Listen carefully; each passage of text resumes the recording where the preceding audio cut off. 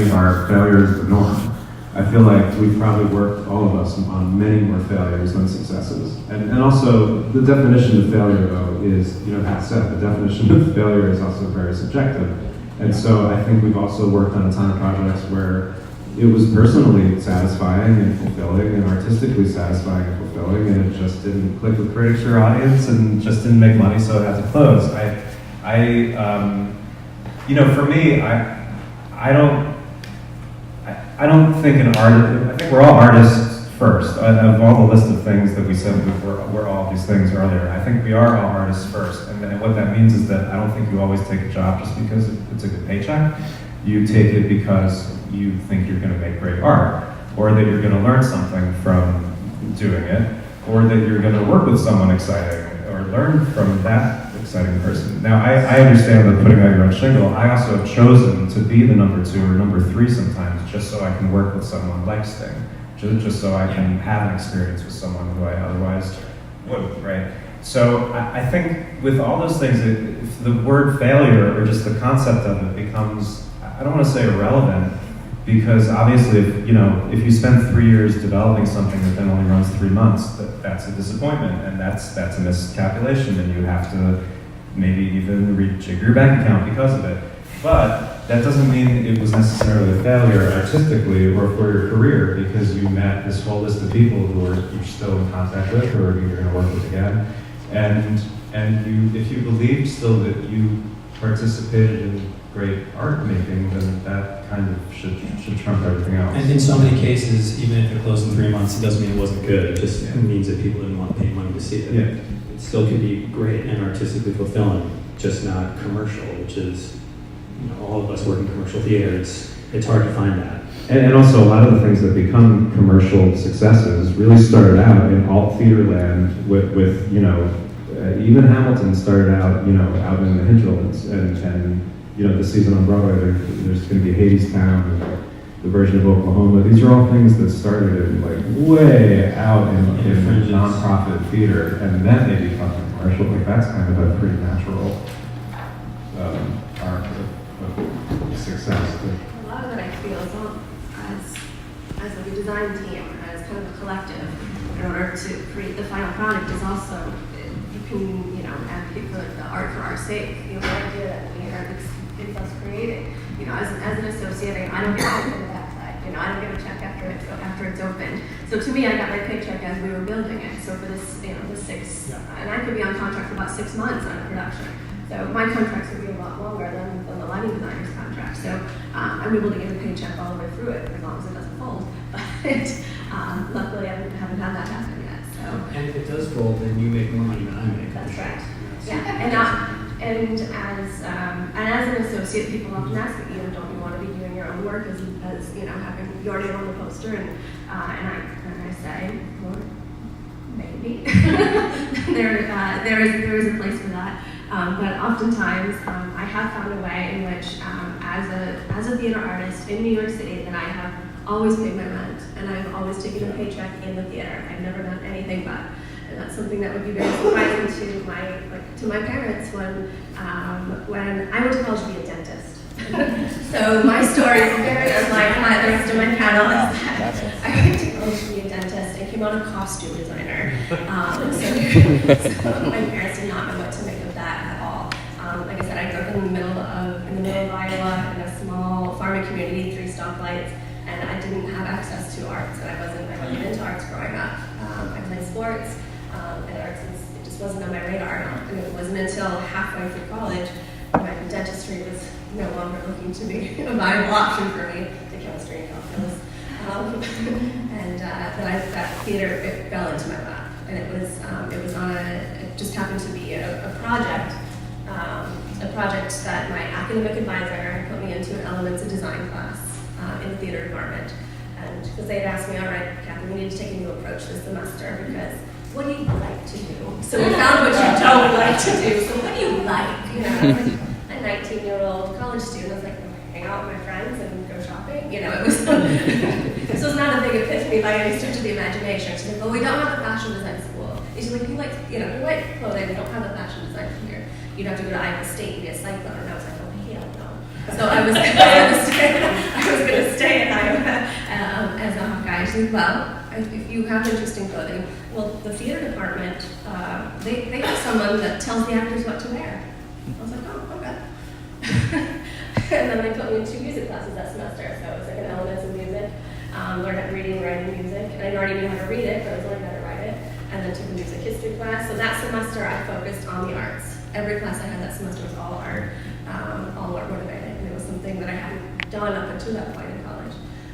So it was that semester in the elements of design class where I read a script and had to analyze the script, research the script, and start putting visuals together that would support my concept for the script. So the idea of making that idea of the first hands-on tangible learning experience that I had in college, that was the project that set the rest of my career. was that project. And it was from there then and I went into costume design. And since I started so late, I just knew that I wanted to continue, so I went straight to grad school.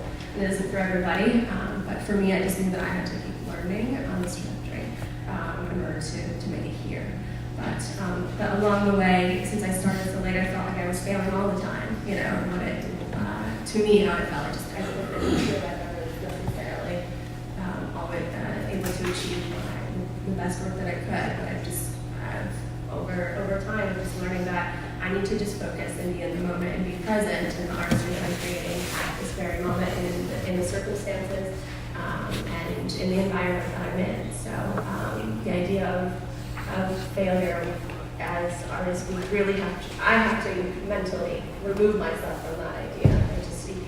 You can't wallow in it we're freelance designers. You know, it's my, I don't have, there's not I'm not under a university in Belgium. There's not a paycheck that's coming from a certain producer every single day of the week, and I have to, ask for vacation time. So you're freelance designers, where every contract could be for me, it's, 2 months to, it could be up to a year, 9 months.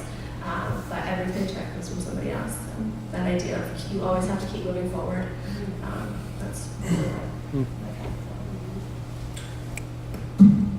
So, so there's like micro failure and macro failure, right? and somewhere in the middle. So like the micro failure happens, I think, every day. And what's nice about lighting as opposed to costumes is that I can fix it very quickly. I mean, I'm not building a garment or dyeing something. If I have something that's the wrong color, oftentimes now I can just punch in, or in New York, it's tell someone to punch a number in the computer and it changes. Outside New York, I'm allowed to do that myself.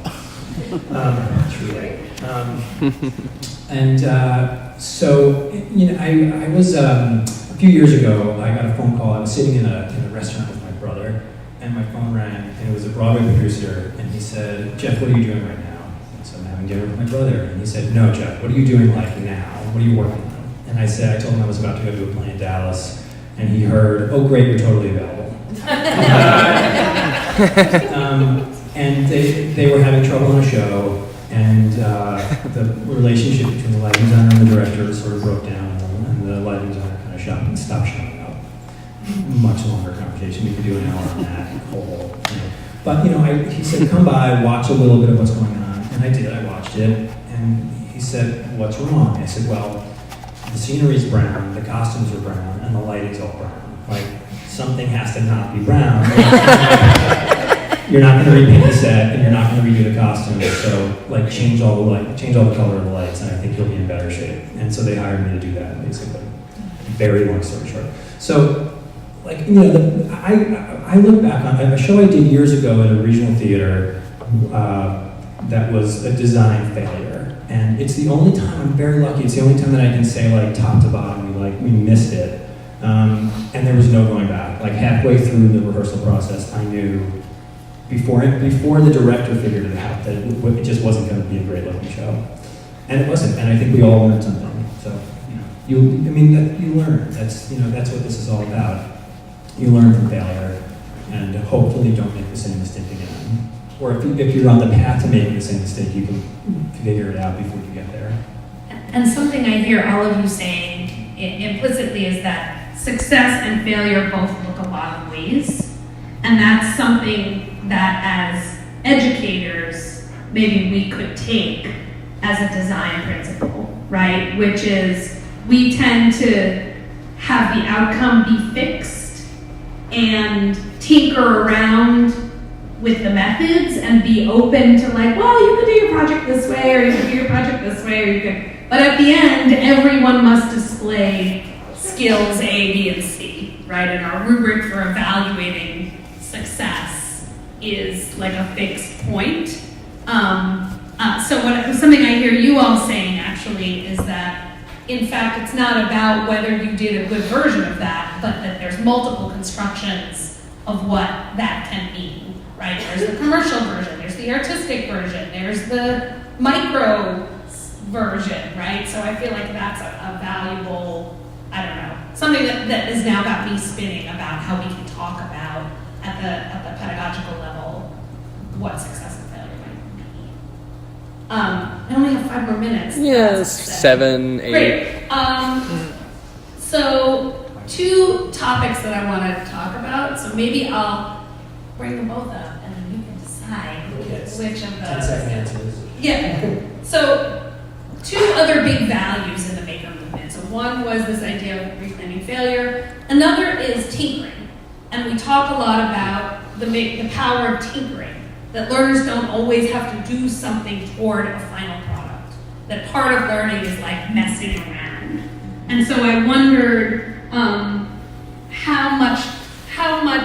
final product oriented would you say your work always is, and how often do you just tinker around as a way of thinking and learning and knowing?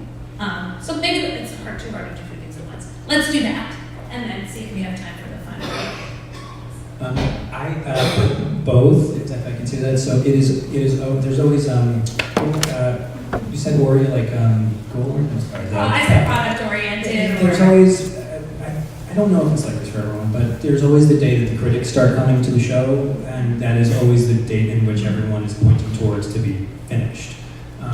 And I will tinker and tinker and tinker every second of every day that they allow me in the building to work until that moment. And then once that moment hits, I won't touch it again, and I walk away. And in most cases, I never even see it again, or never see it all the way through. So it's to me, I look towards when when we're going to be judged by people, and hopefully get it right at that by that point. I think our tinkering in our world comes a bit more like tweaking the look of something. So before our people come and judge it, we tend to change a hemline or add a distressed look of something. But that's kind of the closest I can connect to this tinkering post creation of the garment. However, we get the privilege of taking the designer's idea to the shops that build it, and oftentimes that's where the real incredible magic happens. And if you ever have a chance, go to these shops, because those makers are amazing to bring to life whatever's been drawn. And part of the tinkering there is, how can this fabric do what we want it to do? How can it lay on the actor the way we want it? And so much of that imagining comes in the hands of a very skilled tailor or dressmaker, and never really gets lauded, but it is probably the place I would say is the most of our making and tinkering happens there. And then as we look at the actor on stage, what needs to change in order for this to really be the way we want it to? Just to piggyback really quickly on that is, you're doing fittings, one after at a time, and over the course of about 2 months. And so when we get into our technical rehearsals, which those are the several weeks or a day, depending on the level of theater that you're putting together. So I don't know, I'm going to show you about 3 weeks of technical rehearsals. So it's the first time where all the elements are working together: the sound, the music, the lighting, the set, the costumes. And it's also, as a costume designer, the first time you're seeing all the costumes on stage that are supposed to be on stage together. Mm-hmm. So just because, in the middle of a fitting or something, you had to tweak based on the actor's request or the director's request, and now all of a sudden putting it all together as a stage picture, there's always going to be a lot of tweaking that ends up going with that. So that's where I find that we end up doing a lot of our tweaking, but the bottom line comes down to money. So the big tweaking doesn't happen without producer approval. So we try to keep it to a minimal unless it's requested below our pay grade. Yeah, I think tinkering drives everything, actually. For me, as a writer, songwriter, composer, creator of music, the idea of just spending time once every few days just sitting around playing the piano, and then if a good idea comes up, put it on the iPhone voice memo, and then who knows what it'll end up being. Is it going to be for a show song? Is it going to be a pop song for someone? Is it going to be instrumental music for some film? Who knows? At least you got the idea down. That is tinkering on a daily basis almost for me as a creator of music. When you're working for someone else, and especially when you're, like you were saying, when you're working on a theater project or a Broadway show, it is like there's a finish line, and it's when the New York Times is coming. And so you're working towards the critics' performances. That's where the show gets frozen, where you stop tinkering. And I see, you were saying too, it's like we make the thing, and then we finagle and tinker it until art is abandoned, and time's up.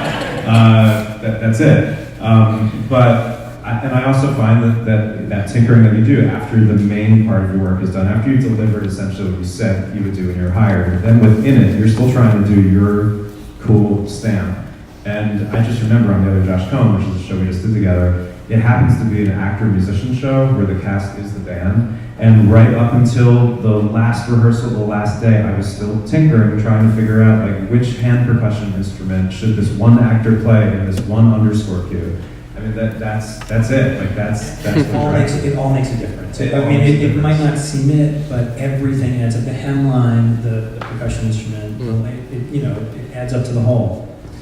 So I love that as a takeaway That's for a us great too, point. right? It all makes a difference. Piece of it and thinking about design and learning. Okay, we have time for one more thing, and I'm gonna, this was something that somebody pitched in that I didn't have on my list, but seems like something folks want and would be a great ending. Relative to all of these fields and topics and whatever that we've discussed and that you do, what's your superpower?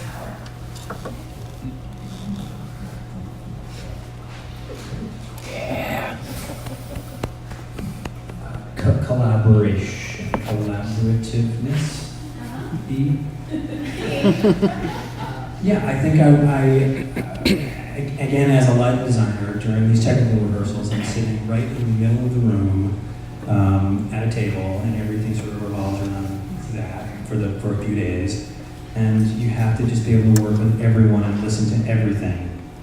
And so I feel like that is one thing that I am good at, is being able to sit in the middle, do my work, and yet know everything that's happening around me.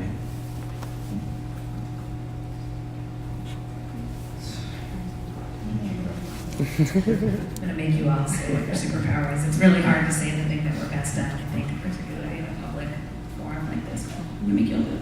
Not quitting. That's just to always keep going. So I think that was something that was instilled in me, I guess, growing up with my family. Sometimes to a fault, I guess, when I feel like there are some projects along the way that I probably should have walked away. But in the end, I feel like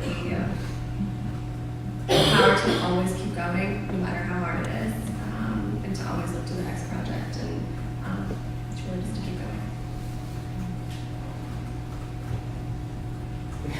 I mean, I would describe it as my musicality, or my musicianship is my superpower, because it's not just like I play the piano, it's that I know how to do many different things within this music sphere, and that's it. Why I think communicator, colorful communicator. Both with verbal, I have to translate a lot of what we want to happen to people and to the actor to explain what story they're telling with what they're wearing, and then dialogue with all the other creators, and in the end, just telling the story as best we can. Awesome. Well, I think we have to let everybody go, right? Thank you all so much. Thank you all.